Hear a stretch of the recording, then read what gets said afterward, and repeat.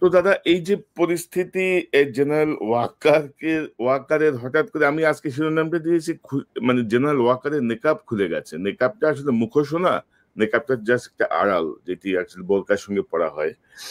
তো এটা মুখোশও বলতে চাই নাই, এই জন্য নেকাবটা, এই জন্য শব্দটা ব্যবহার করা হয়েছে। যে ওনার হঠাৎ যেটি নেকাব খসে পড়লো, আহতরা এখনো হসপিটালে। এক বছরও হয় নাই, মানে এরকম একটা রক্তাক্ত বিপ্লবের এক বছরও পূর্ণ হয় নাই, কিন্তু এর মধ্যে উনি ইনক্লুসিভ ইলেকশনের কথা ভাবছেন, উইদাউট আওয়ামী লীগ এটি হবে না। অথচ দেখেন যে 3টা ইলেকশন হয়ে গেছে যেখানে বিএনপি ছিলই না। তো মানে তখন কিন্তু ওনারা তো মানে যার যার স্ব অবস্থানই তো ছিলেন না, কেউ একবার কারোর মধ্যে কোনো প্রতিক্রিয়া আমরা কিন্তু দেখি নাই। তো হঠাৎ করে এই বিষয়টা কেন আসলো, বা আপনি ইঙ্গিত দিচ্ছিলেন, আমরা কিন্তু বিভিন্ন সময় কথা বলছিলাম। পাশাপাশি জেনারেল ওয়াকার কিন্তু গত 7 মাসে আওয়ামী লীগের যারা ঘনিষ্ঠ তাদের কাউকে কিন্তু সরান নাই, মানে সবাই বহাল ছিল। তো আপনার কাছ থেকে শুরু করি, পিনাকিদা, আপনার কাছ থেকেই শুরু করি। প্রথমে সবারই একটা প্রশ্ন যে আসলে ওয়াকার সাহেব কি চাচ্ছে, কেন এরকম করছেন। হ্যাঁ, এবং গত 25শে ফেব্রুয়ারি থেকে উনি যে অ্যাগ্রেসিভ ভাবে অ্যাড্রেস করছেন, সেই অ্যাগ্রেসিভনেস এর পিছনে কারণটা কি? আমরা ছোটবেলায় গ্রাম দেশে আমরা দেখতাম যে গ্রাম দেশে বাঁশঝাড় থাকতো, এবং বাঁশঝাড়ের ওইখানে অন্ধকার, দুই দিক দিয়ে বাঁশ টাস ঝাড় ইয়ে হতো, এবং মনে করা হতো যে ওইখানে ভূত পেতনি থাকে, জিন ভূতের আসর টাসর হয়। এবং ওই জায়গা দিয়ে যাওয়ার সময় আমরা জোরে গান গাইতাম আর কি, জোরে জোরে কথা বলতাম, যেন জিন ভূতের আসরটা যেন না পড়ে। তো ওয়াকার সাহেবের অবস্থা হয়েছে এইরকম আর কি, উনি জোরে জোরে গলার জোর বাড়ায় উনি দেখানোর চেষ্টা করতেছে যে উনি ভয় পান নাই, কিন্তু আসলে উনি ভয় পেয়েছেন। ঘটনা হচ্ছে উনি কিসের ভয় পান? ভয়টা হচ্ছে জাতিসংঘের সেই রিপোর্ট, যেই রিপোর্টটা আমি বলছি যে এটা একটা বিস্ফোরক, এবং এটা পাতায় পাতায় ছত্রে ছত্রে লেখা আছে কোন বাহিনীর কে কে কিভাবে মানুষের মানবাধিকার লঙ্ঘন করছে, গণহত্যা চালাইছে, গণহত্যার সহযোগী হয়েছে, এভিডেন্সকে ধামাচাপা দেওয়ার চেষ্টা করছে, এবং সমস্ত জায়গায় সুপিরিয়র রেসপন্সিবিলিটিতে ওয়াকার সাহেব। এবং ওয়াকার সাহেব এই বিচারটাকে এড়াতে চান। এটাই হচ্ছে ওনার এই জোরে জোরে কথা বলা এবং ইনস্টিটিউটকে বিতর্কিত না করতে বলার আহ্বান জানানোর পেছনের কারণ। এখন মুশকিলটা হচ্ছে কি, যে এই রিপোর্টটা তো আর প্রফেসর ইউনূসের সরকার তৈরি করেনি, রিপোর্টটা তৈরি করছে জাতিসংঘ।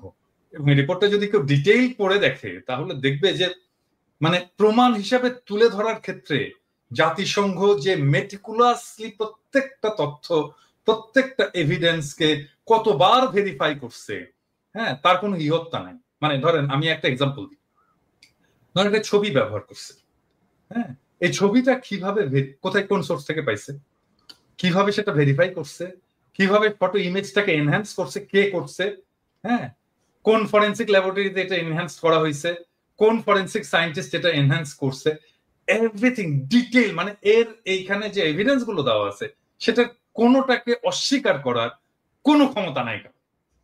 এখন এই যে আমি একটা এপিসোড করছিলাম, আমি আর পরে আর করিনি, কারণ আমি ওই যে সমস্ত হেলিকপ্টার গুলো আকাশে উঠছিল, এই হেলিকপ্টার গুলোতে ক্রু কার আছে এটার একটা তালিকা আমি পাইছি, এবং আমি একটা সম্ভবত আমি প্রথম যে হেলিকপ্টারটা উঠছিল এবং যেখান থেকে প্রথম গুলি করা হয়েছিল সেই ক্রু এর তালিকা দিয়েছিলাম আমি, যে কে কে ছিল, অ্যামিনিশন কি কি উঠছিল, অ্যামিনিশন কতটা খরচ হয়েছে, সেইটার হিসাব সহ আমি দিছিলাম। সো ডিটেলটা আছে। তো এখন দেখা যাচ্ছে কি যে এই হেলিকপ্টার গুলোতে প্রত্যেকটা কমান্ডিং পজিশনে আর্মি। তো ওয়াকার সাহেব এখন ওয়াকার সাহেবের চারপাশে তারা এখন সার্ভিং, ওয়াকার সাহেব সবাইকে বাঁচাইতে চাচ্ছে, এটাই হয়ে গেছে ওয়াকার সাহেবের মিশন।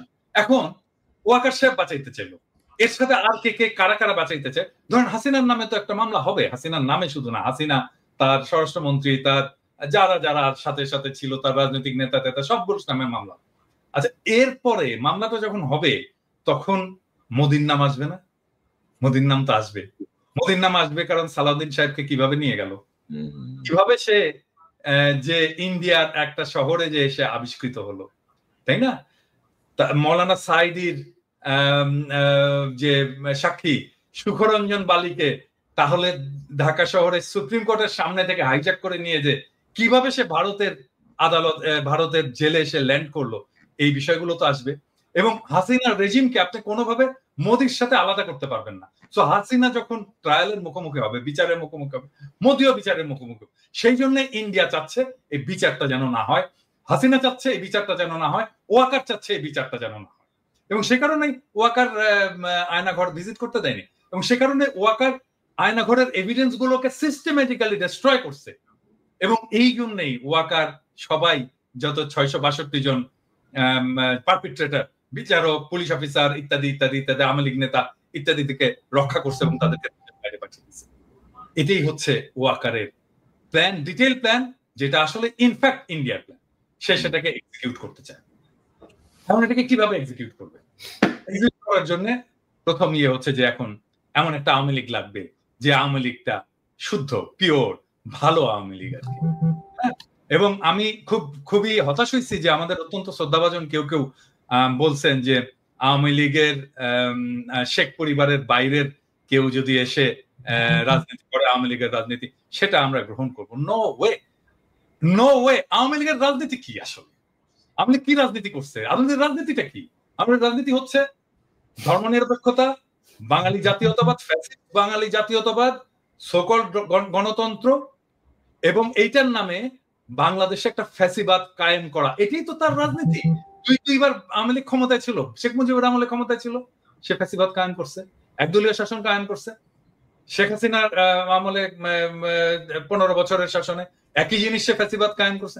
আওয়ামী লীগের রাজনীতি ফ্যাসিবাদ, ফ্যাসিস্ট রাজনীতি। তাহলে আওয়ামী লীগের কি রাজনীতি? ভালো ফ্যাসিবাদ হয় নাকি? ফ্যাসিবাদের তো কোনো ভালো মন্দ নাই, মানে গুয়ের তো কোনো ভালো গু মন্দ গু নাই। গু অলওয়েজ গু, গুয়ের কোনো ভালো গন্ধ তো হয়।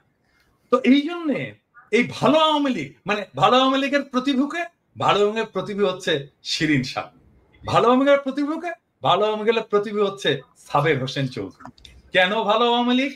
কারণটা হচ্ছে এখানে ক্লাস, শ্রেণী। এখন তোমরা বলবা যে দাদা আপনি আবার কমিউনিস্টের মধ্যে ঢুকেন। এইটাই হচ্ছে আসল বাংলাদেশের প্রবলেম, রুলিং এলিট ক্লাস। এই যে রুলিং এলিট ক্লাস, ইংরেজি জানা ক্লাস, এটাই হচ্ছে সবসময় ক্ষমতায় থাকবে। এটাই ডেইলি স্টার, এটাই প্রথম আলো, এটাই সাবের হোসেন চৌধুরী, এটাই শিরিন শারমিন। ইংরেজি শিক্ষায় শিক্ষিত, ওই যে ইংরেজি যেহেতু কইছি সেহেতু ঠিকই কইছি, সেই জন্য ইংরেজি জানা এই রুলিং ক্লাস সবসময় ক্ষমতায় থাকবে। সেটা আওয়ামী লীগের নামে হোক, এটা মিলিটারি শাসনের নামে হোক, এটা বিএনপির নামে হোক, এটা হোয়াট এভার নামে হোক, এটাই তারা থাকতে চায়। এবং এটাই যদি থাকে তাহলেই সেটা ইন্ডিয়ার স্বার্থটাকে রক্ষা করবে, ভারতের স্বার্থটাকে রক্ষা করবে। এখন এখানে প্রশ্ন উঠতে পারে যে এই গ্রুপটা কেন আসলে ইন্ডিয়ার স্বার্থটাকে রক্ষা করবে? কারণ তারা ইন্ডিয়ার সাথে ইকোনমিক্যালি এন্ড ইমোশনালি কানেক্টেড। আরেকটা জিনিস হচ্ছে কি, যে বাংলাদেশের যারা রুলিং এলিটস, যারা এই যে ইংরেজি জানা এলিট, তারা পশ্চিমের সাথে কানেক্ট করতে পারে না, ওয়েস্টের সাথে কানেক্ট করতে পারে না। আপনি দেখেন এই যে ধরা যাক আমি যদি ইয়ের কথাই বলি, মানে এটা পার্সোনালি নেওয়ার কিছু নাই। ধরেন মাহফুজুর রহমান একজন খুবই বাংলাদেশের এনলাইটেন্ড একজন মিডল ক্লাস এবং রুলিং ক্লাস ইন্টেলেকচুয়াল, এবং তার তো কোনো কিছুর অভাব নেই, টাকা পয়সার অভাব নাই, তার মেয়েকে পড়াইছে ভালো জায়গায়। এখন বলেন তো তার মেয়ে কি করে? কিছুই করে না, ইনফ্যাক্ট কিছুই করে না। সে লন্ডনে কিছুই করতে পারে না, তার ক্যারিয়ার ডুম, কিছুই না। হ্যাঁ, বা ধরেন আপনি জয় তো একটা ইয়ে পরিবারের, একটা সুবিধাপ্রাপ্ত পরিবারের ছেলে। আমার বাবা তো স্কুল টিচার রে ভাই। হ্যাঁ, তো জয়ের মা তো প্রাইম মিনিস্টার ছিল, সে তো শেখ মুজিবের নাতি। এটা প্রিভিলেজ ফ্যামিলি থেকে কি করছে জয়ের ক্যারিয়ার, গ্লোবাল কন্ট্রিবিউশন কি? কিচ্ছু না, নাথিং। আপনি এই যে বাংলার রুলিং ক্লাস, এরা আসলে পশ্চিমে কিছু করতে পারে না, এরা পশ্চিমের সাথে কানেক্ট করতে পারে না, এবং পশ্চিমের ভ্যালুজও তারা ধরতে পারে না যে আসলে পশ্চিম কি। হ্যাঁ, সেই জন্য তারা কানেক্ট করে ইন্ডিয়ার সাথে, কারণ ইন্ডিয়ায় তারা আসলে জায়গাটা পায়, স্পেসটা পায়, তাদেরকে একটু স্পেস দেয়, তাদেরকে একটু পিট চাপড়ায় দেয়। এইটাই হচ্ছে বাংলাদেশের টোটাল রাজনীতি, টোটাল পলিটিক্স এর প্রবলেম। এবং এই কারণে এই জায়গাটা থেকে আমরা বাড়াইতে পারতেছি না। এই জন্য আমি মাঝে মাঝে বলি না যে আমি যদি দেশে যাই, এই নষ্ট শহরগুলোকে জ্বালাই দিব একেবারে। কারণ এটাকে ধ্বংস করে না দিতে পারলে, এই এলিটিজমকে ধ্বংস করে না দিতে পারলে, আপনি এই যে ফ্যাসিবাদের যে চক্কর, এই যে এলিটিজমের যে চক্কর, এটা থেকে বাইরে হতে পারবেন না। এই যে ঘুরে ফিরে আপনাকে একবার মাহফুজা নাম দেখাবে, একবার মতিউর রহমান দেখাবে, একবার সাবের হোসেন চৌধুরীকে দেখাবে, একবার শিরিন শারমিনকে দেখাবে, এই এলিট। ইভেন ইনফ্যাক্ট আপনি প্রফেসর ইউনূসের মন্ত্রিসভা দেখেন, এলিটের বাইরে কেউ নাই। মানে যারা এই বাংলাদেশের এলিট সোসাইটির ক্লাসের মেম্বার, এর মধ্যে ছাত্ররা দু একজন ঢুকছে, এর বাইরে আর সবাই এলিটস। আপনি দেখেন, মানে আচ্ছা বলেন কোন, আমি বলি এটা এখন বললে অন্যরকম শোনায়। প্রফেসর ইউনূসের একজন মিডিয়ার দরকার, একজন মিডিয়াতে কাজ করে, বিদেশে থাকে, এরকম একজন এক্সপার্ট আমার বিশেষ সহকারী দরকার। কাকে বলেন তো? আমি আপনাদেরকে বলতেছি না, আমি দর্শকদেরকে বলতেছি। আচ্ছা আপনারা বলেন তো, আপনাদের কার নামটা মনে আসে? বলেন তো কার নামটা মনে আসে? আমাকে যদি বলতো যে প্রফেসর ইউনূস যে আচ্ছা পিনাকি আমাকে একটু খুঁজে দেন তো, আমার একজন বিশেষ সহকারী দরকার, একজন ভালো করতে পারবে, বিদেশে থাকে, লেখাপড়া করছে, আমার মাথায় প্রথম কনক সরোয়ারের নাম আসতো। আরে কনক সরোয়ার পিএইচডি করেও এলিট গ্রুপে ঢুকতে পারেনি, কারণ ওই যে এলিট সোসাইটি, ওই যে আলিরিয়াজ মিলে যে সোসাইটিটা তৈরি হয়েছে, ওইটার মধ্যে কনক সরোয়ার নাই। সেই জন্য কনক সরোয়ারের নাম আসে না, মনির হায়দারের নাম আসে। মনির হায়দার বিশেষ সহকারী হয়। হ্যাঁ, তো এইটা তো প্রবলেম আমাদের। এটা তো শুধু প্রবলেমটা, এইটা শুধু মানে Awami League, BNP, professor Yunus problem না, এটা টোটাল বাঙালি এই সেকুলার এলিট সোসাইটির প্রবলেম। এবং এখান থেকে আসছে এই আওয়ামী লীগের পুনর্বাসনের এই জায়গাটা। যতক্ষণ পর্যন্ত না রিয়েল অর্থে জনগণ যতক্ষণ পর্যন্ত না এম্পাওয়ার্ড হচ্ছে, ততক্ষণ পর্যন্ত এই প্রবলেমটা থাকবে এবং এই লড়াইটাও থাকবে। আমাকে অনেকে বলে না যে আমি স্থিতিশীলতা চাই না, অমুক হই, আমি মবস্টার, আমি মব লড়াই দিই, অমুক করি তমুক করি, এই সমস্ত বলে না। আরে ভাই, আপনি তো সমাজের বেসিক দ্বন্দ্বটাকে রিজলভ করতে হবে। তো আপনি যে হ্যাভ নটস, তাদের দিকে তাকাইতে হবে, তো তাদেরকে পলিটিক্যালি এম্পাওয়ার করতে হবে। তো আপনি তাদেরকে পলিটিক্যালি এম্পাওয়ার করবেন না এবং আপনি তার ন্যায়সঙ্গত বিদ্রোহকে আপনি মব জাস্টিস বলবেন, এটা হইতে পারে না। আপনি এটা করতে পারবেন না, আপনাদেরকে এটা করতে দেওয়া হবে না, প্লেন এন্ড সিম্পল। তবে দাদা, আপনি যেটি বলছিলেন যে শুধু তো এলিট শ্রেণী না ইউনূসের মন্ত্রিসভায়, ধরেন বিপ্লবের সঙ্গে, বিপ্লব পরবর্তী সরকারে কিন্তু বিপ্লবের সঙ্গে সংশ্লিষ্টতা পূর্ণ মানুষও নাই। আর আমি দর্শকদেরকে বিনীতভাবে বলি, দাদা একটা এক্সাম্পল হিসেবে আমার কথা এনেছেন। ডক্টর ইউনূসের বিশেষ সহকারী হওয়ার জন্য আমার কোনো আগ্রহ নাই, বা আমি ওইটা যাইতে চাইও নাই। দাদা জাস্ট একটা এক্সাম্পল হিসেবে বিষয়টা এনেছেন, আপনারা আবার এটাকে অন্য ব্যাখ্যা করেন না। তো দাদা, আমি আসবো আবার আপনার কাছে। এই যে ধরেন ইলিয়াস, আপনি কিভাবে দেখছেন? আপনার কাছ থেকে একটু শুনি। ধরেন দাদা যা বললো মোটামুটি সবকিছু কভার আপ হয়ে গিয়েছে। আমি শুধু যেই সিচুয়েশনটার কারণে আমাদের আজকে লাইভ, যেটাকে উদ্দেশ্য করে আমি সেই জায়গায় কিছু কথা বলতে চাই। হাসনাতের ফেসবুক পোস্ট, তিনি তার পোস্টে বলেছেন 11 তারিখে তাকে ক্যান্টনমেন্টে নিয়ে যাওয়া হয়েছিল, রাইট? আজকে কত তারিখ? 21 তারিখ আজকে আমাদের বাংলাদেশে। এই 10 দিন হাসনাত বলেন নাই কেন? কোনো কিছু কি মানে নেগোসিয়েশন হচ্ছিল যেখানে হাসনাত যেটা চাচ্ছিল সেটা হয় নাই? মানে আমি জাস্ট যুক্তিটা বলছি আর কি। আমি হাসনাতের এটা নিয়ে করছে না। এরপরে হাসনাতের সাথে আমার গতকালকেও কথা হয়েছে। আমি হাসনাতকে মানে দোষ দিচ্ছি না, বুঝছি, মানে বলা হয় নাই কেন? এই কথাটা কেন বললাম জানেন? হাসনাতকে জিজ্ঞেস করছিল ইলিয়াস এটা প্রশ্নটা? হ্যাঁ, না, আমি এই কথাটা জিজ্ঞেস করি নাই। এই বিষয় নিয়ে কোনো আলোচনাই হয়নি আমার সাথে। অন্য বিষয় নিয়ে আমি ওই যে আসিফের ব্যাপারে যে করেছিলাম সেটা নিয়ে জিজ্ঞেস করছিলাম। আমি এটা জিজ্ঞেস করছিলাম হাসনাতকে। হ্যাঁ, কারণ হাসনাত নানা সময় আমার সাথে নানা কথাবার্তা বলে, ওর মান অভিমান রাগ এই সমস্ত বিষয় করে আর কি।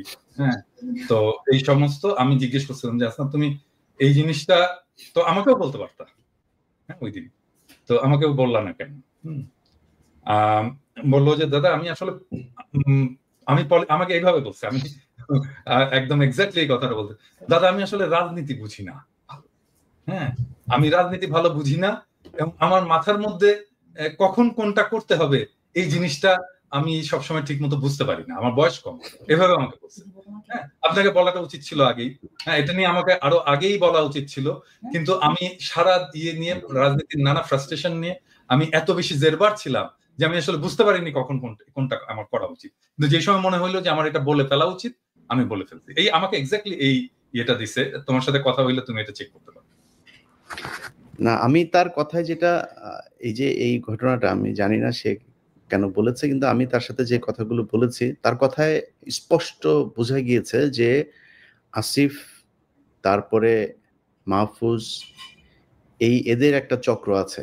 এই চক্রটা মিলে যা করছে সেটার সাথে এই হাসনাত, সার্জিস এদের খুব ভালো একটা সম্পৃক্ততা নাই, এবং তাদেরকে কিছুটা কর্নার করা হয়েছে।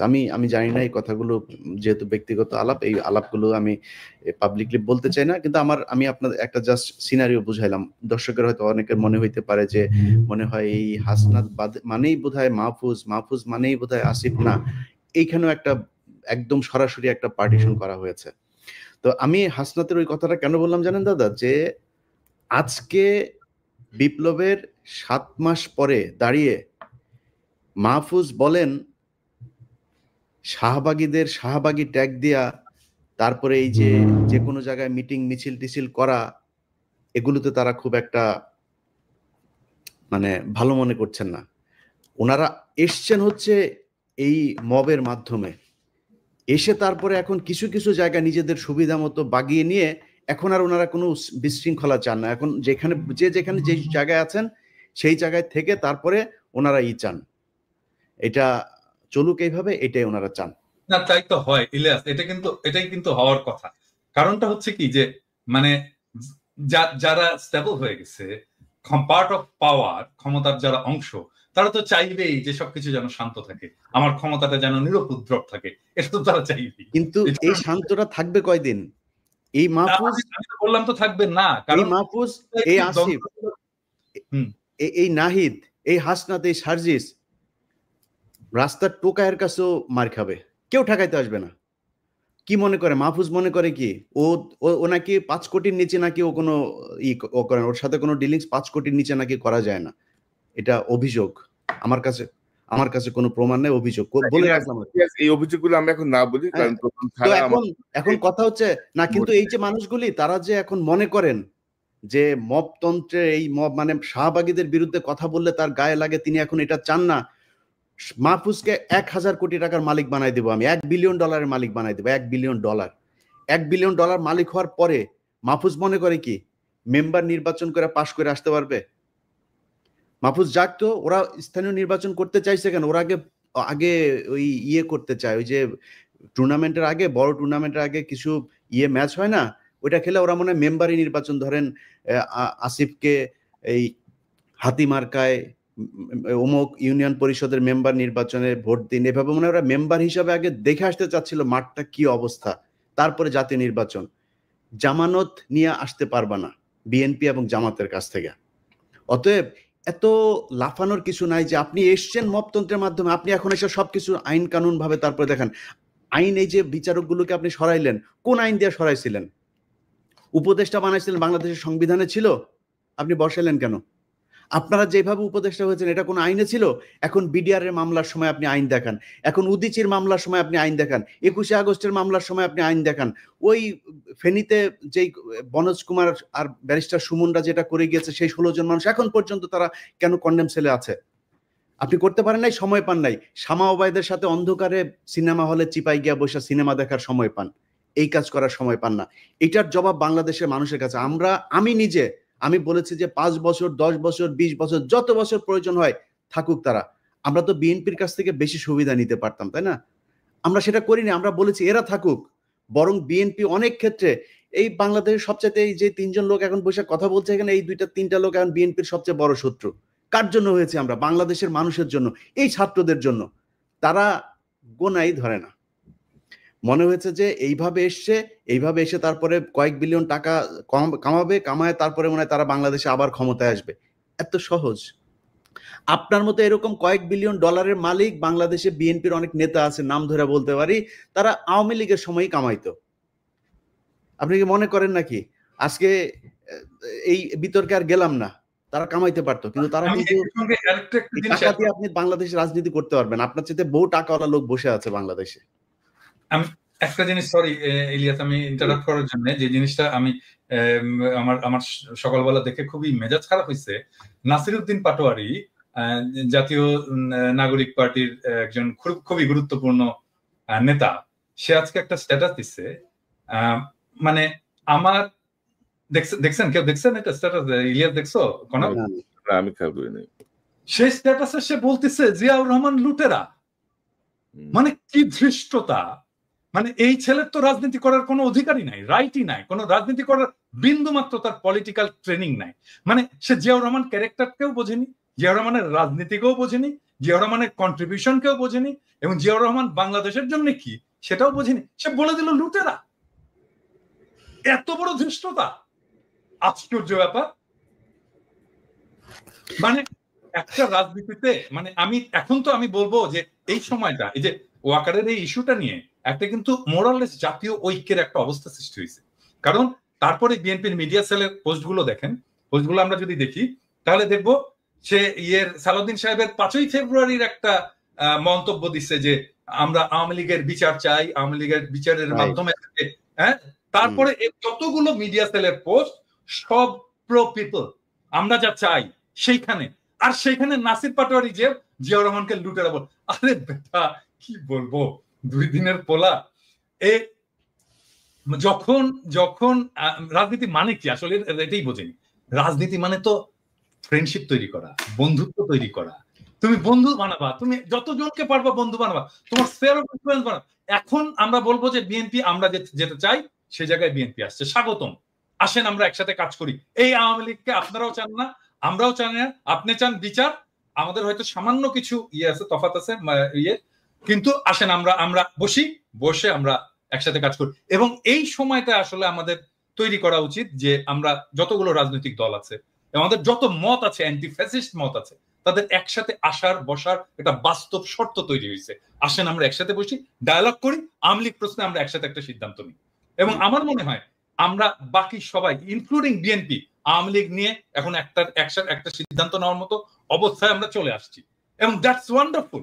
আজকে দেখেন 27 নম্বরে হয়েছে, এই যে আওয়ামী লীগ মিছিল করছে এই করে, হ্যাঁ, ঠেকাইছে কারা জানেন?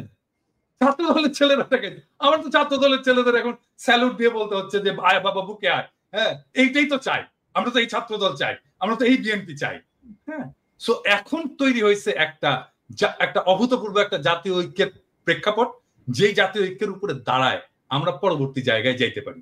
আর নাসিরউদ্দিন পাটোয়ারি এখানে বলে দিল। আমার মনে হয় নাসিরউদ্দিন পাটোয়ারির শুধু, আমি জানি না কি অবস্থা, ওর ক্ষমা চাওয়া উচিত, জাতির কাছে ক্ষমা চাওয়া উচিত জিয়াউর রহমান সম্পর্কে দৃশ্যতাপূর্ণ মন্তব্য করার জন্য। এবং আমি এটা খুবই পার্সোনালি নিছি, কারণ ইউ অল নো যে আমি ব্যক্তিগতভাবে, শুধু পলিটিক্যালি না, ব্যক্তিগতভাবেও আমি জিয়াউর রহমান চরিত্রটাকে অ্যাজ পলিটিক্যাল লিডার, বাংলাদেশের একজন আইকন হিসেবে আমি কতটুকু রেসপেক্ট করি।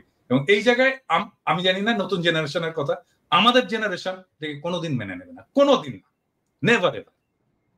এইটা যদি ছাত্ররা না জানে, নতুন দলের লোকেরা যদি না জানে, তাহলে রাজনীতি না করাই। না দাদা, ওই যে ছাত্র উপদেষ্টা বা ছাত্র যারা দলের নেতৃত্বে আছে, তাদের যে বডি ল্যাঙ্গুয়েজ বা তাদের যে হাবভাব আর কি, এটা ঠিক মনে হয় না যারা বিপ্লব করে আসছে আর কি, মনে হয় যেন একটা ওই এলিট পলিটিক্যাল পার্টি। কনক ভাই, আপনি দেখেন শুরুর দিকে আমরা যখন আসিফ নজরুলের ব্যাপারে কথা বললাম, আমি আসিফ নজরুলের ব্যাপারে কথা বলার পরে এই আসিফ সবার আগে এসে আসিফ নজরুলের পাশে দাঁড়াইলো, কিচ্ছু বলি নাই, হজম করেছে। আজকে আপনি আপনার বইতে লিখেছেন ক্যান্টনমেন্টে আপনি জানেন হাসনাত গিয়েছে, হাসনাত বলেছে না যায় নাই সে, আপনি গিয়েছেন। এখন আমরা কোনটা, ক্যান্টনমেন্টে কিছু একটা ঘটেছিল, আমি বলেছিলাম যে ডক্টর ইউনূসকে প্রধান উপদেষ্টা বানাইতে চায়নি, আসিফ নজরুলকে বানাইতে চাইছিল। এখন তো আপনারা স্বীকার করছেন, এতদিন স্বীকার করেন নাই কেন? এতদিন স্বীকার করা উচিত ছিল। তাইলে তো আসিফ নজরুল, আসিফ আজকে যায় মানুষের কাছে যায় বলে যে সে তার আসিফ নজরুলের সাথে তার সম্পর্ক ভালো নাই, ইলিয়াস ভাই কেন আমার পেছনে লাগলো। আরে ভাই, আপনার সাথে ভালো সম্পর্ক না আমি কেমনে বুঝবো? আপনি প্রথম আলোর নিয়ে আমার আমার আমার আমার যে রক্তের ভেতরে এন্টি ইন্ডিয়ান যে সেন্টিমেন্ট আমার ভেতরে কাজ করে, তার সবচাইতে বাংলাদেশের প্রধান দোসর হইল গিয়া প্রথম আলো আর ডেইলি স্টার। আপনি সেই প্রথম আলোর কাছে যায় তারপরে আপনার বই করেন, আপনি আর জায়গা পান নাই কোথাও। আপনার পক্ষে কথা বলবো কেমনে? আমরা তো বলতে চাই, একটা দল দরকার ছিল যারা কিনা রাজনৈতিক শক্তির বাইরে গিয়া বাংলাদেশটাকে একটা সুন্দর জায়গায় নিয়ে যাবে। এই জন্য মানুষ জীবন দিয়েছিল, মানুষ আপনাদেরকে ব্ল্যাঙ্ক সাপোর্ট দিয়ে দিয়েছিল যে যা মনে চায় করেন, যত বছর প্রয়োজন হয় করেন। আপনারা তো এই ডক্টর মোহাম্মদ ইউনূসকেই রাখতে চান নাই, তার মানে আসিফ নজরুলকে রাখতে চেয়েছিলেন। কে চেয়েছিল, কেন চেয়েছিল? তারা কি এখনো আছে আসিফ নজরুলের সাথে? তাহলে থাকলে তারা কারা? ক্যান্টনমেন্টের সেই অংশটাকে আমাদের সামনে তুলে ধরতে হবে। ক্যান্টনমেন্টের সেদিন কি হয়েছিল সেটা খুঁজে বার করা খুব জরুরি। ইলিয়াস, আমি আসতেছি একটা বিষয় একটু দেখাতে চাই দাদা। ধরেন এই যে নতুন দল গঠন, এই হাসনাতের এই স্ট্যাটাসের পরে আজকে আমি আসিফ মাহমুদের একটা ভিডিও ক্লিপ দেখলাম। আমি ওই ক্লিপটা দেখে একটু আলোচনায় আসতে চাই। এটা ইলিয়াসের বক্তব্যের সঙ্গে প্রাসঙ্গিক, আমি জাস্ট একটু দেখাতে চাই। প্রধানের দিক থেকে মূল ভেটোটা ছিল যে ডক্টর মোহাম্মদ ইউনূস কেন, why not any other person. Doctor Mohammad ইউনূসের নামে মামলা আছে, তিনি একজন কনভিক্টেড পারসন। একজন কনভিক্টেড পারসন আসলে কিভাবে একটা দেশের প্রধান উপদেষ্টা হতে পারে? আওয়ামী লীগ একটা লোককে একেবারেই দেখতে পাচ্ছে না, এবং বাংলাদেশে তো আলটিমেটলি 30-40% পিপল আওয়ামী লীগকে সাপোর্ট করে। এই 30-40% পিপলের মতামতের বিরুদ্ধে গিয়ে একটা লোককে প্রধান উপদেষ্টা করা উচিত? সেনাপ্রধান লাস্ট আমাদেরকে বলেছিল যে আমি বুকে পাথর চাপা দিয়ে এই সিদ্ধান্তটা মেনে নিচ্ছি। তো এই যে বক্তব্যটা না, মানে এখন কিন্তু ধারাবাহিকভাবে এগুলো আসছে, কিন্তু আসিফ মাহমুদ যখন এতদিন এগুলো বলে নাই, এবং আমরা জানতাম যে জেনারেল ওয়াকার ইউনূস সাহেবকে চায় নাই, জেনারেল ওয়াকার চাইছিল ইউনূস সাহেব কনভিক্টেড, জেনারেল ওয়াকারের পছন্দ সম্ভবত আসিফ নজরুল বা অন্য কেউ ছিল। তো এই মুহূর্তে ধরেন হাসনাতের স্ট্যাটাস, এই আসিফ মাহমুদের এই বক্তব্য বা সবকিছু মিলিয়ে নতুন যে রাজনৈতিক মেরুকরণ বা সমীকরণ কি হতে যাচ্ছে আপনি কি মনে করেন? বা পরিস্থিতি যা দেখছি, ওয়াকার সাহেবকে হয়তো সরে যেতে হবে এমন একটা পরিস্থিতি, কিন্তু তো পিনাকিদা আপনি কি মনে করতেছেন? সব একসাথে আসতেছে কিন্তু না, আমি এইখানে এখন আমি আসলে একটু কনক্লুসিভ জায়গায় যেতে চাই যে এখন আসলে কি করা উচিত। মানে আমাকে অনেকে বলে যে দাদা কোন দিকে যাচ্ছে দেশ, কি হবে না হবে। আমি বলি যে দেখেন, দেশের অবস্থা এমন ভোলাটাইল, প্রত্যেক মুহূর্তে প্রত্যেক দিন চেঞ্জ হচ্ছে। বলবো এখানে কিছু প্রেডিক্ট করা যায় না, এখানে আপনাকে নেভিগেট করতে হবে। এখানে প্রেডিক্ট করতে পারবেন না, নেভিগেট করতে হবে। সো নেভিগেট কে করবে? নেভিগেট করার যারা অ্যাক্টর আছে তারাই নেভিগেট করবে। রাজনৈতিক দলগুলো করবে, সোশ্যাল ইনফ্লুয়েন্সাররা করবে, রাজনীতির অ্যাক্টিভিস্টরা করবে, সরকার করবে, এই ব্যুরোক্রেসি করবে, এরা মিলে সবাই নেভিগেট করবে। সো এই নেভিগেশনে আসলে কে জিতবে এই ইয়েতে? এই প্রশ্নটা চলে আসে যে এইটাতে কি আর্মি জিতবে, এটাতে কি ব্যুরোক্রেসি জিতবে, এটাতে কি ইন্ডিয়া জিতবে? এখানে উত্তর ভেরি সিম্পল। এখানে জনতা যার পক্ষে থাকবে, যাদের পক্ষে থাকবে তারাই জিতবে। হ্যাঁ, আর জনতা তাদেরই পক্ষে থাকবে যারা ন্যায় এবং ইনসাফের পক্ষে থাকবে। তাহলে এখানে প্রশ্নটা হচ্ছে যে ন্যায় এবং ইনসাফের পক্ষে কারা আছে। আমি এইখানে বিনয়ের সাথে প্রফেসর ইউনূসের এই ম্যানেজমেন্ট স্টাইলটার একটু সমালোচনা করতে চাই। যেমন ধরেন প্রফেসর ইউনূসের তো আর্মি চিফকে ডেকে জিজ্ঞেস করা উচিত ছিল যে আচ্ছা আপনি যে বিক্রম মিশ্রের সাথে দেখা করলেন, আপনি কার পারমিশনে দেখা করলেন ভাই? হ্যাঁ, আপনি আমার পারমিশন নিছিলেন? আমি তো defence minister, de facto defence minister, আপনি তো ডিফেন্স মিনিস্ট্রির পারমিশন নেবেন বিক্রম মিশ্রের সাথে দেখা করার জন্য। আমি জানি না এটা প্রফেসর ইউনূস করছেন কিনা, আমার বিশ্বাস এটা উনি করেননি। হ্যাঁ, তারপরে দেখেন ওয়াকার সবার সাথে কথা বলতেছে, বিভিন্ন জনের সাথে কথা বলতেছে, এই সোসাইটির বিভিন্ন লোকের সাথে কথা বলতেছে, অমুক অমুক অমুক অমুক তার সাথে কথা বলতেছে। ইভেন ধরেন হাসনাতের সাথেই বা কথা বলতেছে, কোন ক্যাপাসিটিতে কথা বলতেছে? হাসনাত একজন পলিটিক্যাল লিডার, তাই না? মানে আর্মি চিফের বাসায় যে হাসনাত এরকম পলিটিক্যাল লিডাররা কথা বলবে, এটা বলতে দেবো আমরা? মানে এইটা প্রফেসর ইউনূসের পারমিশন নিছে? তো প্রফেসর ইউনূস এটাকে কিভাবে ম্যানেজ করছেন? আমার ইয়ে হচ্ছে যে প্রফেসর ইউনূসকে ওনাকে ডাকতে হবে, ডেকে বলতে হবে যে আপনি যে এগুলো করছেন আপনি তো পারমিশন নেবেন না। এখন হইতে পারে প্রফেসর ইউনূস আর্মির সাথে সরাসরি ডিল করতে চান না, তো ফাইন, ওনার একজন বিশেষ সহকারী আছেন, একজন জেনারেল আছেন, উনি করুক, এটা ওনাকে দায়িত্ব দিয়ে দিক। কিন্তু আমরা তো এইভাবে ছেড়ে দিতে পারি না, আর্মিকে তো ফ্রি হ্যান্ড দিতে পারি না যে পলিটিক্সে সে একটা রোল রাখবে। নো ওয়ে, এটা আর্মির কাজ না। আর এখন ধরেন মানে আর্মি ডিপ্লয় করা হয়েছিল, একটা আইন শৃঙ্খলা পরিস্থিতি, একটা গ্যাঞ্জাম ট্যাঞ্জাম ছিল, এটি হয়েছে, এখন অনেক হয়েছে। এখন আর্মির ফিরে যাওয়া উচিত, ব্যারাকে ফিরে যাওয়া উচিত, আর্মির ইয়াং অফিসারদের ফিরে যাওয়া উচিত, সৈনিকদেরকে ফিরে যাওয়া উচিত, অনেকগুলো কারণে। এক হচ্ছে এতদিন মাঠে থাকা উচিত না, 2 নাম্বার তারা ক্লান্ত, 3 নাম্বার তাদের প্রফেশনাল ট্রেনিং এর দরকার আছে। তোরে ভাই, আর্মিকে তো আমার ট্রাফিক পুলিশ আর এই মব পিটানোর কাজে লাগানোর দরকার নাই, তাকে দেশ রক্ষার কাজে লাগাবো, আমি তাকে ট্রেনিং দেবো, আমি তার স্কিল বাড়াবো, তাকে ক্যান্টনমেন্টে যে তার যুদ্ধবিদ্যা শেখাবো, আমি সে ক্যান্টনমেন্টে ফিরে যাক। আর্মিকে দ্রুত ক্যান্টনমেন্টে ফিরিয়ে নিয়ে যাওয়া হোক, এবং ফিরিয়ে নিয়ে যেতে তাদেরকে বিশ্রাম এবং তার পরবর্তী কাজের মধ্যে লিপ্ত করা হোক, এবং সেটার জন্য সিভিল প্রশাসনটা ফাংশনিং হতে পারতেছে না আর্মি, কারণ মনে করতেছে ও আচ্ছা আর্মি এসে তো এটা ট্যাকেল করবি, আমার তো এটা যাওয়ার দরকার নেই। এই জায়গাটাকে একটা খুবই স্ট্রিক্ট প্রফেসর ইউনূসকে একটা রোল নিতে হবে, যেন আর্মি কোনোভাবেই পলিটিক্স নিয়ে কোনো ধরনের চিন্তা ভাবনাই না করে। এটা তো আর্মির কাজ না রে ভাই, এটা তো ওয়াকারের কাজ না। আপনি কেন যাচ্ছেন? মানে কোন নির্বাচন ইনক্লুসিভ হবে কোনটা হবে না, এটা তো সেনাবাহিনীর প্রধানের চিন্তা করার বিষয় না, এটা রাজনৈতিক সরকার বা সরকারে যারা আছে তারা দেখবে। আর আপনি যেটি বলছেন দাদা, ম্যাজিস্ট্রেসি পাওয়া নিয়ে মাঠে থেকেও তো খুব বেশি আমরা সুফল কিন্তু পাইনি, মানে কোনো বিষয় নিয়ে আমরা খুব বেশি যে সুফল পেয়েছি তা কিন্তু না।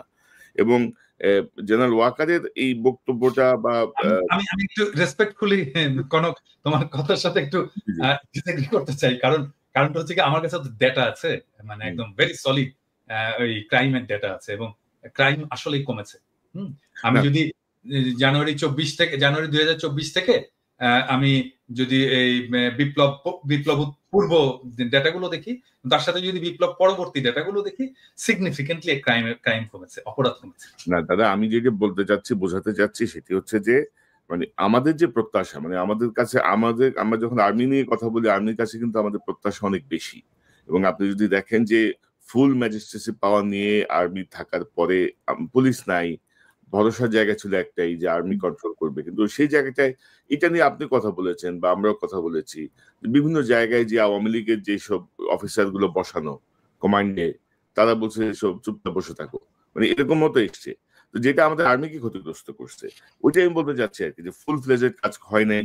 আপনি বারবার বলেছেন জেনারেল ওয়াকারকে কাকে কাকে সরাতে হবে, কি কি করতে হবে, আমরা বলেছি, মানে কেউ কিন্তু কোনো রেদওয়ান যে ওই যে গুলি করলো, যে বিজিবিতে পোস্টেড ছিল, গুলি করলো সরাসরি সাবমেশিন গান দিয়ে, তাকে আর্মি ধরিয়ে দিছে। এটাই মানে দাদা, কোথাও কিন্তু কোনো শুনতেছে না, যেমন ওয়াকার সাহেব শুনতেছে না, ধরেন ইউনূস স্যার ওনার মন্ত্রিসভা নিয়ে আমরা এত কথা বলতেছি, সেই ঘুরে ফিরে কিন্তু সেই ট্র্যাশ গুলাই বসে আছে, কিন্তু চেঞ্জ হচ্ছে না কিন্তু। তো এগুলো আলটিমেটলি ডক্টর ইউনূসকে একটা পর্যায়ে যে মেলাইন করবে, একটা পর্যায়ে ক্ষতিগ্রস্ত করবে। এখনো হয়তো উনি বুঝতে পারছেন না, বাট অলরেডি তার প্রসঙ্গে অনেক কথা আসছে যে উনি কেন এদেরকে নিয়ে রাখছেন, বসায় রাখছেন এই লাইবিলিটিস গুলো। তো কথা কিন্তু কেউ শুনতেছে না, আর্মিও শুনতেছে না, সরকারও শুনতেছে না, এই হচ্ছে গিয়ে আমাদের অবস্থা। তো এখন আপনার কি মনে হচ্ছে এই যে ধরেন হাসনাতের বক্তব্য বা আসিফের এই বক্তব্য সবকিছু মিলিয়ে কোনো পরিকল্পিত কোনো কিছু কি আপনার কাছে মনে হয় দাদা? মানে কেউ পরিকল্পনা করে এই ঘটনাগুলো ঘটাচ্ছে কিনা, মানে পরিকল্পনা করে একটার পর একটা ঘটনা এসে ধরেন জিনিসটাকে অন্য কোনো শেপে যাবে কিনা?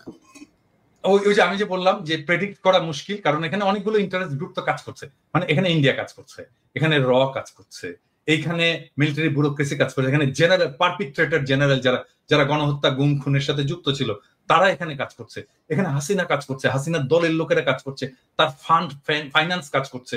হ্যাঁ, তো এই যে একটা কমপ্লেক্স এর মধ্যে আমরাও কাজ করছি, ডেফিনেটলি আমরা জনগণকে জানাচ্ছি, আমরা জনগণকে উদ্বুদ্ধ করছি, জনগণ আমাদের কথা শুনছে, এখানে আমাদেরও রোল আছে। সো এই যে মাল্টিপল ফ্যাক্টর যে কাজ করছে বিভিন্ন দিক থেকে, তো এটা ট্রাজেক্টরি কোন দিকে যাবে, মানে এটা কোন দিকে নিয়ে যাবে দেশটাকে, সেটা প্রেডিক্ট করা মুশকিল। কিন্তু আমি বলবো যে আমি তো প্রেডিক্ট করি না, আমি নেভিগেট করি, আমি এর মধ্যে দিয়ে হাল বেয়ে আমি এক জায়গায় যেতে চাই আর কি, এর মধ্যে দিয়ে ড্রাইভ করে আমি এক জায়গায় যেতে চাই। সো আমি ড্রাইভ করে যাব যেটা ন্যায় ইনসাফের পক্ষে, এবং আমরা সবাই থাকবো, জনগণকে আহ্বান জানাবো যেটা ন্যায় এবং ইনসাফ সেই জায়গায় থাকবেন। এবং আমি 4টা জিনিস বলছিলাম, কনকা মনে আছে কিনা, আমি আবার বলি সবাইকে, আমি 4টা জিনিস নিয়ে আমি কাজ করি এবং আমি চাই এটা আমাদের জাতীয় ঐক্যের ভিত্তি হওয়া উচিত। নাম্বার 1, বাংলাদেশে আওয়ামী ফ্যাসিবাদ জীবনে ফিরবে না, আমরা ফিরতে দেব না। নাম্বার 2, বাংলাদেশে ভারতীয় আধিপত্যবাদ ফিরবে না, আমরা তাকে ফিরতে দেব না। নাম্বার 3, আমরা বাংলাদেশে একটা সাম্যের সমাজ চাই। নাম্বার 4, বাংলাদেশে আমরা একটা ইনসাফের সমাজ চাই। আমার চাওয়া এই সামান্য 4টা জিনিস, এই 4টার জন্য আমি জীবন দিয়ে দেব, এবং এইটাই আমার অন্যের সাথে ঐক্য করার ভিত্তি হবে। এবং আমি প্রফেসর ইউনূস সরকারকেও বলবো যে আপনার কাজের মধ্যে এই 4টার রিফ্লেকশন ঘটান। এবং আমি বিএনপি কে বলবো, জামাত ইসলামীকে বলবো, বাংলাদেশের সকল রাজনৈতিক দলকে বলবো যে এখন আপনারা বসেন, বসে আসেন আমরা একটা জাতীয় ঐক্য তৈরি করতে পারি কিনা, এই চারটা বেসিসের ভিতর আপনারা যদি কিছু অ্যাড করতে চান করতে পারেন, কিন্তু যত বেশি অ্যাড করবেন এটা কমপ্লেক্স হবে।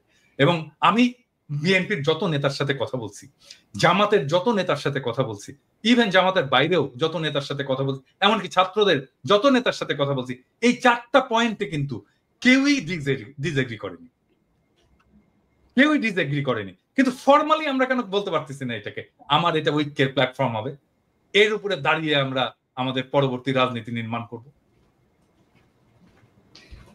রাইট।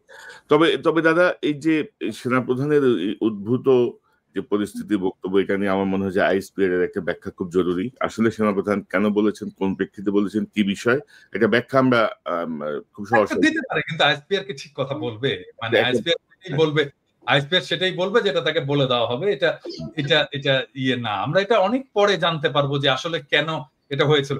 আমি একটা ইন্ডিকেশন পাইছি যে আসলে উনি কেন এত ভয় পাইছেন, একটা ইন্ডিকেশন পাইছি, এটা কালকে বলবো নি আমার দর্শকদেরকে।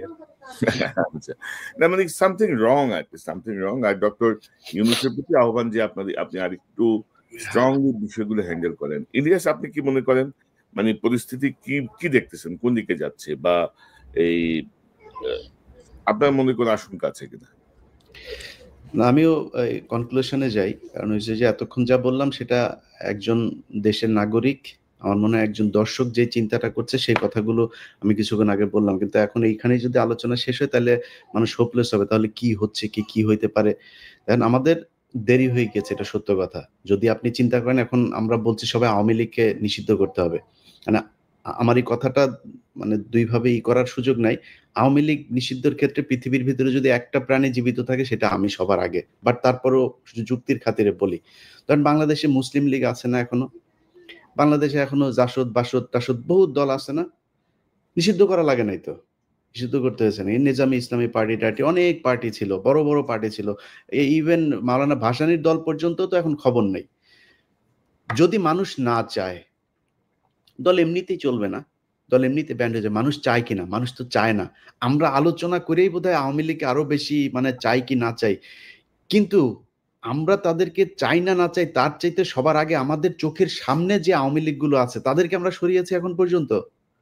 যদি আমি ক্যান্টনমেন্ট বাদও দেই, ক্যান্টনমেন্ট তো সুপার ক্লাস, এরা তো আবার সুপিরিয়র, এদেরকে নিয়ে তো কিছু বলা যাবে না। এরা তনুকে ধরে ধর্ষণ করে মারা ফেলছে, তনুরে মারার পরও ক্যান্টনমেন্টের সেই ব্রিগেডিয়ারের বিরুদ্ধে এখন পর্যন্ত কোনো বিচার, নামও বলে নাই কেউ। আমি অনেক চেষ্টা করেছি তনুর পরিবারকে, তার পরিবারকে নানানভাবে এই গোয়েন্দা সংস্থার লোকজন করেছে। এই দেশে যদি সেনাবাহিনীর নিয়ে বলতে যায়, 5 তারিখের পর থেকে যত সমস্যার কারণ, সব সমস্যার মূল কারণ হচ্ছে সেনাবাহিনীর কতিপয় এই দুষ্কৃতিকারী। এরা 32 নম্বরে ভাঙতে যাওয়ার সময় বাধা দিয়েছে, এরা প্রথম আলো সামনে নিয়ে তারপরে সেনাবাহিনী দাঁড় করিয়ে রেখেছে। এরা গিয়ে এই পর্যন্ত যত আলেমরা বের হয়েছে সে আলেমদেরকে, আপনি জানেন কনক ভাই, আমি সেনাবাহিনীর প্রতিনিধিকে আমি একদম সরাসরি বলেছি যে আপনাদের এই অফিসার করছে। বললো হ্যাঁ আমরা দেখছি, আমি এখনই দেখছি, আমাদের সামনে বসে ফোন দিল ঢাকাতে। কি হয়েছে? এখনো পর্যন্ত আলেমদেরকে জামিন দেয় না। জজ সাহেব জামিন দেয়, সেনাবাহিনীর এই ডিজিএফআই ফোন করে তারে থ্রেট করে। এই জন্য সেনাবাহিনী, এই জন্য আমাদের দেশে সেনাবাহিনী নাকি? তো এটা করছে সেনাবাহিনী এখন পর্যন্ত। আওয়ামী লীগ যদি নাকি আপনি ছাত্ররা, আমি আপনাদের অনেক কমপ্লেন করলাম, এখনো পর্যন্ত আপনাদের সুযোগ দিচ্ছে। আগেই বলেছে খুব বেশি দিন সময় নাই, এই ছাত্রদল ছাত্র শিবির যাদেরকে আপনারা এখন তুচ্ছ তাচ্ছিল্য করে কিছুই নিজেদেরকে বিশাল আকারে সাম্রাজ্যের মালিক মনে করেন, এই ছাত্রদল ছাত্র শিবিরের কারণেই 5 তারিখের ঘটনা ঘটানো সম্ভব হয়েছে। আপনাদের পক্ষে করা সম্ভব হইতো না এককভাবে, এটা মনে রাখেন। তাদেরকে নিয়ে ছাত্রদল ছাত্র শিবির মারামারি করবে, টেন্ডারবাজি করবে, অনেক কিছু করতে পারে। তাদের ব্যাপারে কথা বলতে গেলে খুব সাবধানে কথা বলেন, যারাই 15 বছর অন্তত সরকারের সাথে হাত মেলায় নেয় তাদের ব্যাপারে। সো তাদেরকে হিসাব করে যেমন কথা বলতে হবে। আর আপনারা যারা কিনা এখন পর্যন্ত আওয়ামী লীগের যে লোকজনগুলো আছে, যারা মনে করেন যে আপনারা কয়দিন পরে টাকা পয়সা নিয়ে তারপরে খুব ভালো অবস্থানে থাকবেন, সেই ছাত্রদেরকে বলতে চাই, যদি নাকি আসলে এই দেশে থাকতে চান, আমি আবারও রিপিট করি, দেশে যদি থাকতে চান, পরিস্থিতি যা হয়েছে আপনি দেশেই থাকতে পারবেন না। আসিফ নজরুল অলরেডি তার বউ বাচ্চা আমেরিকায় পাঠিয়ে দিয়েছে, সে টাকা পয়সা যা পাঠাচ্ছে একদম দায়িত্ব নিয়ে বলছি, আপনাদেরকে গ্যারান্টি দিয়ে দিলাম, আসিফ নজরুল আমেরিকাতে প্রপার্টি কিনেছে, প্রপার্টি কার মাধ্যমে কিনেছে সেটাও জানি। পরিস্থিতি আসুক, পরিস্থিতি আসলে আপনারাই জানতে পারবেন, তখন এই ক্যান্টনমেন্টের ঘটনা যেমন আজকে বের হয়েছে ওইভাবে সবকিছু সামনে নিয়ে আসা হবে। আচ্ছা, এই যে টাকা পয়সা নিয়ে করছেন, এটা নিয়ে বাঁচতে পারবে না। কি করতে হবে? যেটা করতে হবে সেটা হচ্ছে এই যে হত্যা মামলার আসামিগুলো আছে না, এটার উপরে আপনাদেরকে সবার আগে এমফেসিস করতে হবে। আপনারা যারা আহত হয়েছে না, তাদের চিকিৎসার জন্য সর্বোচ্চ করতে হবে। যারা নিহত হয়েছে তাদের পরিবারকে খুব দ্রুত বড় অঙ্কের রাষ্ট্রীয় কোষাগার থেকে তাদের জন্য করতে হবে। এর আগে আমি বলেছি, পিনাকিদা বলেছে, আমরা একদম স্পষ্টভাবে যে যদি আপনার টাকার প্রয়োজন হয়, ফান্ডের প্রয়োজন, আমাদেরকে বলেন, আমরা ফান্ড কালেক্ট করে দেব। বাংলাদেশের মানুষ এই জুলাইয়ের যে শহীদ, তাদের জন্য তাদের সর্বোচ্চ স্যাক্রিফাইস করতে রাজি আছে। আপনাদের কারণে মানুষ সেগুলো নিয়ে কথা বলে না, কারণ আপনারা তোলেনি না। মাঝখানে একবার কষ্টের কথা বলি, মাঝখানে একবার এরা পঙ্গু হাসপাতালের সামনে গিয়ে দাঁড়াইলো। আমি একজন ছাত্র উপদেষ্টাকে, সমন্বয়কে আমি বললাম যে ভাই, এই মানুষগুলো এখনো পর্যন্ত আমাদের মিডিয়াতে কথা বলে তারপর চিকিৎসা নিশ্চিত করতে হবে। সে আমার কি জবাব দিছে জানেন দাদা? সে আমারে বলে যে ভাই, এরা হইছে উপদেষ্টা হইতে চায়, বুঝছেন?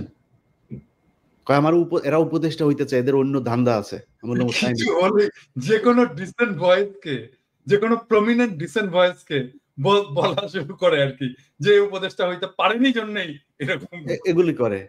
তো আমরা এই বিডিআর হত্যাকাণ্ড নিয়ে ধরেন যে কাজগুলো করা হয়েছে, সেনাবাহিনীর পক্ষ থেকে এখনো পর্যন্ত যেই কারণে বিভিন্ন জায়গায় তাদের লোকজন বিভিন্ন লোকজনকে থ্রেট করে, একজন আলেম তাকে জামিন দেওয়া হয়েছে 2000 আপনার মানে এখন থেকে 9 বছর আগে। তারাবি নামাজ পড়ে সে যে বাড়িতে যাচ্ছে, তারে ফলো করে করে তারপরে বাড়িতে ঢোকার সাথে সাথে তারে ধরে নিয়ে আসছে। 16 বছর বয়স একজন হাফেজ। আচ্ছা সরি, আমি ইলিয়াস এখানে একটু ইন্টারাপ্ট করি তোমাকে, কারণ এটা আমাদের ইন্টারনাল আলাপ, যেটা আমরা বাইরে বলিনি এখনো। আমি তোমাকে বলছিলাম যে আলেমদের যারা, আমি কিন্তু বেশ কিছু আলেমের মামলা ডিসমিস করার জন্য আমি নিজে ব্যক্তিগত উদ্যোগ নিয়ে এই কাজটা করছি, পিপিদের সাথে কথাবার্তা বলে। এবং এই লিস্টটা একটু প্লিজ করো তুমি। আমার সাথে কালকে রাতেই আমার সাথে আলেমদের একটা প্রতিনিধির মিটিং হবে। আপনি চাইলে আমি আপনাকে তাহলে সেখানে রাখতে পারি। আমাকে রাখো, লিস্টটা দাও। আমি নিজে আমি এখানে ভলান্টিয়ার করতে চাই এবং আমি ওনাদেরকে হেল্প করতে চাই।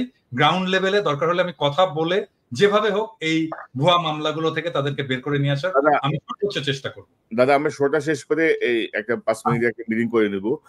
আমি যেটা বলতে চাচ্ছিলাম, গুরুত্বপূর্ণ দুটো পয়েন্ট বাদ পড়ে যাচ্ছে। শিরিন শারমিন চৌধুরী, আপনি জানেন যে ভুয়া পাসপোর্ট করতে যে এক সেনাবাহিনীর কর্মকর্তার বাসায় তিনি আছেন, তার ব্যক্তিগত কর্মকর্তাকে দিয়ে প্রভাব খাটিয়ে তিনি তার পাসপোর্ট করতে চেয়েছিলেন। তার মানে শিরিন শারমিন চৌধুরী এখনো দেশে আছেন। আমি জানি যে আরাফাতও দেশে আছেন, আরাফাতও দেশে। আরো অনেক আওয়ামী লীগকে কিন্তু এই যে জেনারেল ওয়াকারের বিষয়ে গতকাল যে বক্তব্যটি আসলো, তার মাধ্যমে বোঝা যাচ্ছে যে একটা গ্রুপকে এখানে পোষা হচ্ছে, মানে বিকল্প আওয়ামী লীগ বা নতুন আওয়ামী লীগ বা এরকম বিষয়টা নিয়ে। তো সেই জায়গাটায় আসলে কি করণীয়, এই বিষয়টা একটু আমি তো ডাক্তার, হ্যাঁ, মানে এটা ভালো আওয়ামী লীগ যদি তৈরি করা যাইতো, তার চেয়ে ডাক্তাররা অনেক আগে গবেষণা করে বাইর করার চেষ্টা করতো যে কি করলে গুয়ে গন্ধ হবে না। হ্যাঁ, তাহলে তাই না? এটা যেহেতু পাওয়া যায়নি, এটা যেহেতু পসিবল হয়নি, ভালো আওয়ামী লীগও তৈরি করতে পারবে না কোনোদিনই না।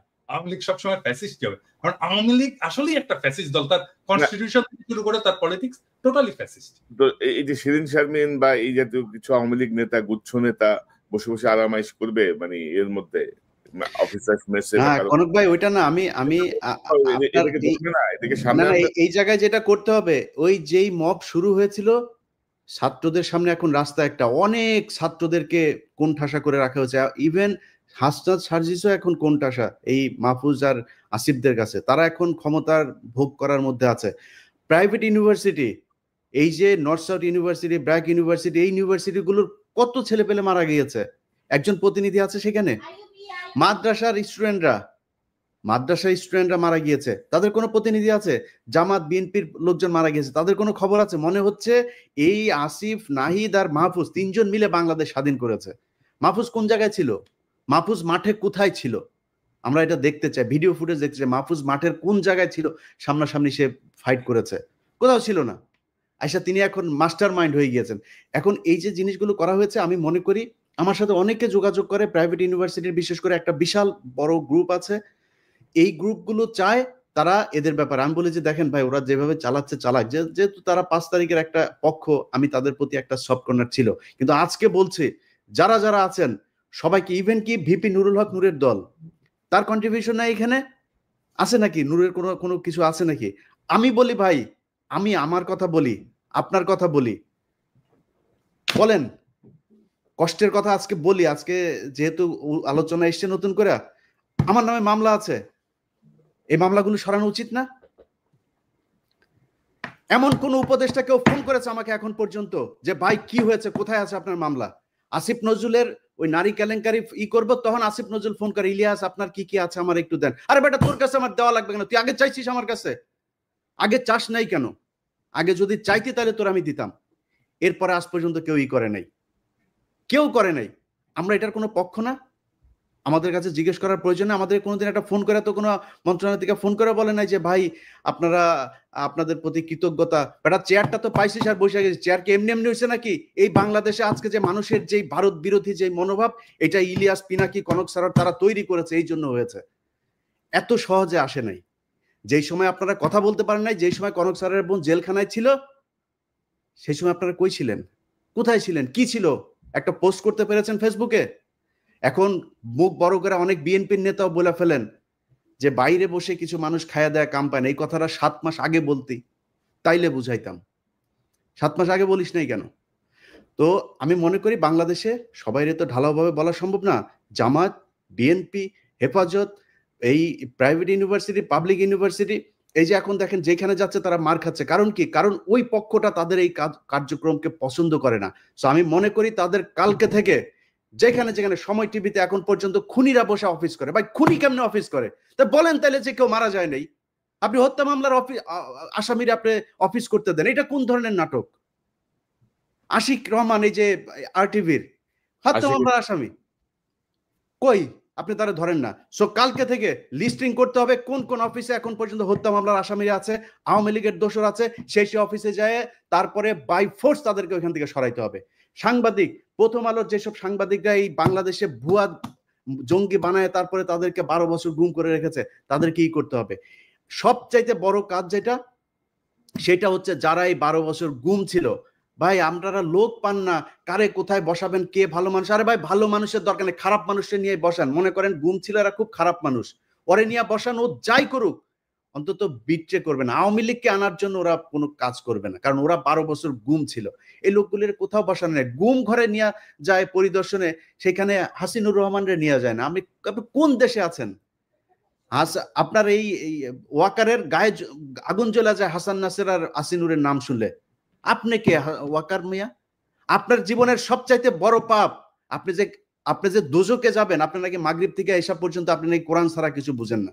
আমাদেরকে বুঝায় গেল ভাই, আজকে বলি নামটাম না বলি, আমার আর কনক ভাইরে আর্মির প্রতিনিধি দল আইসা নিউ ইয়র্কে এসে বুঝায় গেল, উনি মাগরিব থেকে এসা পর্যন্ত কারোর সাথে দেখা করেন না, কোরআন শরীফ পড়েন। এইভাবে নাকি কেমনে পরে চশমা চোখে দিয়ে এইভাবেও দেখা গেল না, একদম সামনে বসা। আমরা বিশ্বাস করলাম। আমরা কিন্তু তারপর থেকে পিনাকি দাদার কাছে আমি মাপ চাই আজকে। পিনাকি দাদা আমারে বলছে যে তুমি ইয়ারে কেন করলা, ওয়াকারে কেন ব্ল্যাঙ্ক সাপোর্ট দিলা? আমাকে দাদা ইয়ে করেন, দেখেন বিডিআর এটা নিয়ে ভালো একটা রেজাল্ট আসবে। ফারাবির এখন পর্যন্ত ছাড়ে নাই। আমারে বললো ইলিয়াস আপনি কি চান? আমি বললাম আমি চাই বাংলাদেশের আলেমগুলো, যেই আলেমরা, যেই ছাত্রদল, ছাত্র শিবির, যেই ইয়েগুলো লোকগুলোকে শেখ হাসিনা 12 বছর জেলে পাঠিয়েছিল, তাদের সবাই ছাড়বেন। ফারাবির নাম ধরে বলেছে, ফারাবির এখন পর্যন্ত ছাড়ে নাই। তো পিনাকিদার কথা সেদিন না শুনে আমার ভুল ছিল, আজকে বুঝতে পারলাম। এই জন্য পিনাকিদার কাছে সরি বল। অতএব এই জায়গাগুলো ঠিক করতে হবে। আমরা কারোর আর বিশ্বাস করি না, আবার ফের সেই জায়গায় আসতে হবে। যারা আছেন কালকে থেকে লিস্টিং করতে হবে, লিস্টিং করে তারপরে ঠিক করতে হবে কোথায় কোথায় কোন কোন অফিসে আওয়ামী লীগের দালাল আছে। দল নিষিদ্ধের আগে এদেরকে আগে এখান থেকে সরাইতে হবে। নাইলে যারা এখন এই যে আওয়ামী লীগের লোকজন দেখেন, বিএনপির ভাই এবং জামাতের ভাইদের বলি, তারা এখন আপনাদের দলে যাওয়ার জন্য পারাপারি করে না, কালকে দেখবেন সবার আগে আপনারে ধরবে। অতএব জামাত, বিএনপি, কোনো দলের মধ্যে কোনো ভাগাভাগি নাই। আপনাদের ভেতরে রাজনৈতিক সমস্যা থাকবে, খুনোখুনি হবে, মারামারি হবে, সব হবে, এক জায়গায় এক হইতে হবে। সেটা হচ্ছে আওয়ামী লীগ বাংলাদেশে কোনোভাবে পুনর্বাসিত হইতে পারবে না। ব্যাস, এই জায়গায় আর কোনো কিছু নাই। সবাই প্রস্তুতি নেন, আবার বিপ্লব শুরু হবে ইনশাআল্লাহ। দাদা আপনার কোনো মন্তব্য? আমার নামেও কিন্তু একটা মামলা শুধু কালাজ হয়েছে, তাও এটা কিন্তু কেউ উদ্যোগ নেয়নি। কারণ আমার মামলার সাথে ছিল মুশফিকুল ফজল আনসারী আর ওই যে আশিক ছেলেটা তো খুব নামকরা অ্যাক্টিভিস্ট এবং খুব উদ্যমী ছেলে, ও নিজে এটা করছে, সেই জন্য ওর সাথে সাথে আমার মামলাটা খালাস হয়েছে, কিন্তু আমার অন্য মামলাগুলো কিন্তু কোনোটাই খালাস হয়নি, সবগুলোই আছে। আরে আমারও তো একই অবস্থা, আমার তো বোধহয় মামলা 4টা না 5টা, তার মধ্যে একটা গেছে রাষ্ট্রদ্রোহ, যেটা তারেক রহমান সাহেব 1 নম্বর আসামি। ওইটা তাও গিয়েছে কারণ হচ্ছে 21 টিভির চেয়ারম্যান ওইটার আসামি ছিল, ওনারা যেহেতু কাজ করেছে এখানে, নাইলে হয়তো ওইটাও যাইতো না। আর বাকি দিয়েছে মানে ডিজিটাল সিকিউরিটি একেবারে আরো 3-4টা আছে, আমার জানিও না, মানে কারোর কোনো খোঁজ খবরও নাই রে দাদা। আমরা তো মানে কি বলবো আর কি। তো দেখা যাক, নতুন মেরুকরণ একটা শুরু হয়েছে মনে হচ্ছে, এই ভালো হইলে ভালো, না হইলে তো সব সোজা হয়ে যাবে। তো দেখা যাক কি দাঁড়ায়। পিনাকি ভট্টাচার্য, আপনাকে ধন্যবাদ, অসংখ্য ধন্যবাদ। ইলিয়াস হোসেন, আপনাকে ধন্যবাদ।